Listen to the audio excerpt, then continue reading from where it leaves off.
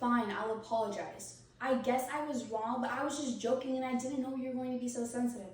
Maybe next time you should not be so serious and lighten up a bit. That is how you don't apologize. You do that, you're probably gonna get slapped across the face, so let's not do that. Today, I will be talking about apologizing. I'll be explaining it simply for everyone could understand. And since we are humans, we all make mistakes. Therefore, we need to learn how to correct and apologize for them. I make a lot of mistakes, so I have to apologize. Therefore, I am an expert. I know how to do it very well. So let's get started. How do you apologize the right way in different relationships? That is the question of the day. So I will be explaining it in 3 steps. First, I will be explaining the step-by-step process of apologizing. This is crucial. Every time you apologize, the steps aren't going to change. Maybe you might flip a couple, but it's going to remain pretty consistent. Second, I'm going to give you a tip on how to apologize to those who you have a personal relationship with. And then next, I'm going to explain how to apologize to those who you have a professional relationship with, also giving you a tip. So, starting on the step-by-step process. There are 4 main steps to apologizing to someone. The first step is to acknowledge your mistake. If you're going in to apologize to someone, you want to know why you're going there in the first place. If you're just going there guessing, then it's not going to land correctly and you're probably going to mess up. Second, you want to briefly explain what went wrong, and I mean briefly. As Lazar said, it is helpful to explain an offense, but explanations that are long-winded sound like excuseless or blame the victim. That means brief. Don't make it so long for that the person should feel bad for you, because that's not the point of the apology. The apology is, yes, for you, but it's also for them to rebond your relationship. Okay.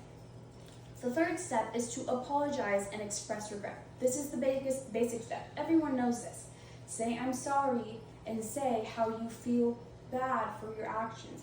If you feel good for your actions, it's not going to work. And the fourth step is a genuine change in character. As Carly said, when the offense has hurt someone's feelings, acknowledge the pain and promise to try and be better in the future.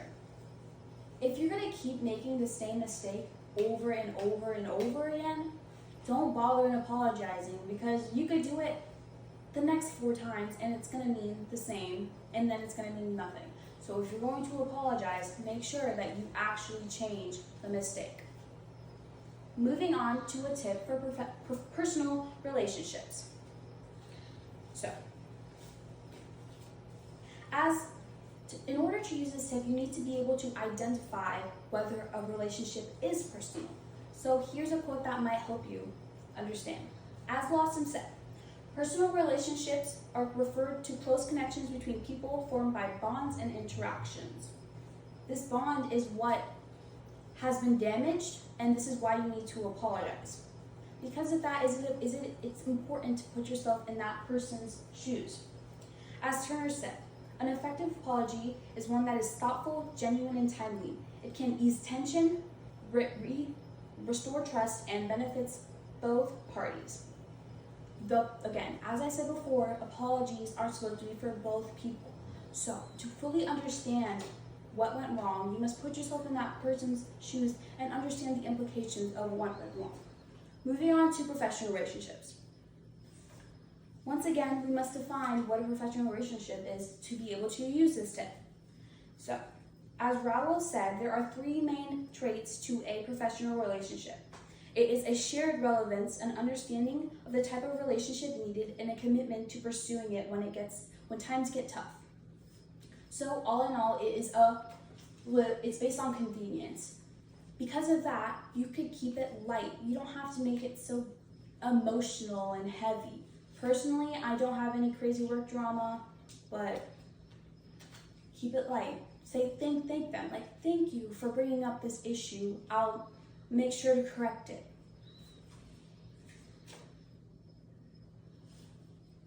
So this is my works cited page, but all in all, it is when you are apologizing to someone, You want to follow the step-by-step process, the 4 steps that are crucial to any apology, and you want to follow the tips that I gave you for the personal relationship and the professional relationship, because apologies vary depending on what type of relationship it is. One thing that I would like you to take away from today is that no matter what, your apology has to be authentic. If it's not authentic, it's not going to land well, and it's not going to work. Be authentic, be yourself, and thank you for listening to me today. Do we have any questions that anyone would like to ask? Sir in the gray shirt, what would you like to ask? Yes, what about if the relationship isn't personal or professional? Let's just say you're just walking on the sidewalk and you accidentally bump into someone. How would you handle that situation? That is a great question. His question was, how would you apologize to someone that you don't really know? So, I actually read a bit about this. Those are called impersonal relationships, and they're kind of like professional relationships. Again, keep it light. If you bumped into someone, just have basic manners, and that's all you really have to get to. If the person's gonna get very emotional about it, if you're bumping into someone, there isn't much else you could do. So that's a great question, though. Any other questions? Man in the blue shirt? It's beneficial when some people used to apologize way too much, like for everything, even when it was not a huge mistake. It's beneficial when people apologize too much. That's also a great question. So he asked if it's beneficial to apologize too many times. And what I would say is that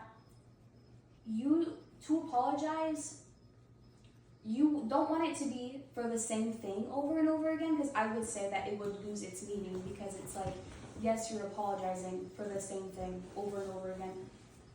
But if it's for different things, I wouldn't say it loses meaning, because it shows growth in character. So, same things, loses meaning, different things, growth in character. Any other questions? I'll take one more. Man in the tie-dye shirt.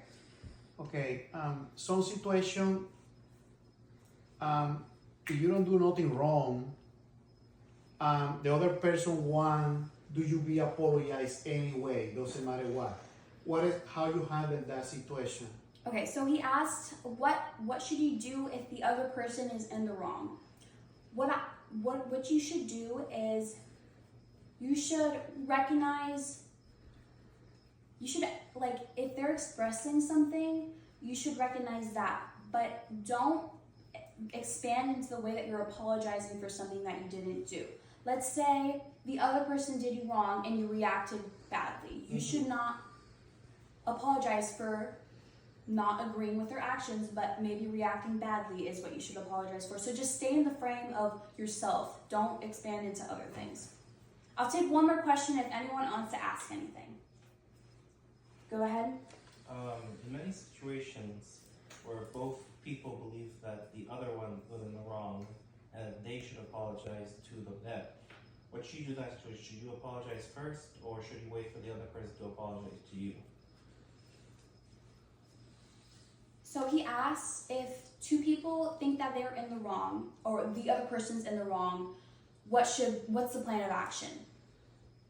If you were put into that situation, I'd recommend being the bigger person. I know it's what everyone says, but it speeds processes along.